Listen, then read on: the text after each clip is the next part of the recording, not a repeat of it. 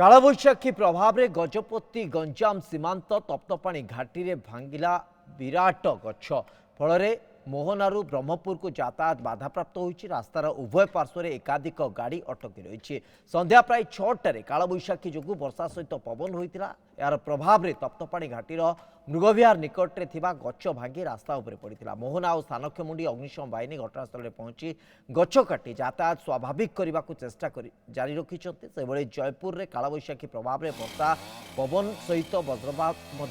वज्रपात पिला पढ़ा बही सबू आरंभ कर लुगापटा चाउल जली जाइए जयपुर गड़ियाधोबा साहिर प्रशांत जेना परिवार क्षतिग्रस्त होती सरकारी सहायता जोगाई देवाई परिवार लोके अनुरोध कर पैसा तो थिला 30-40 हजार टका रखथिला एडमिशन पाए सब घर खर्च पाए सब थिला सामान पत्र भी थिला सब आ पिलांग बही ड्रेस पत्र सब पुड़ी जड़ी पुड़ी पांस हो गेला सातुटा समर ठीक अब थिला से तो घर पड़ी नहीं टप जड़ी जड़ी गला से घर पड़ जड़ी जाई माने बिजली घर हां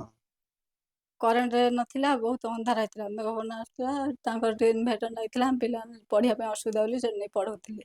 और ता भीतर बिजुली पड़ी आसला देखला 10 मिनट धुआं पाँ ऊपर हेला देखला पूरा सब जड़ी पड़ी पाँ सामान पत्र पिला बही पत्र लुगापटा चाउल फाड़ जहाँ सब खाया पीवा जिन से घर सब रुए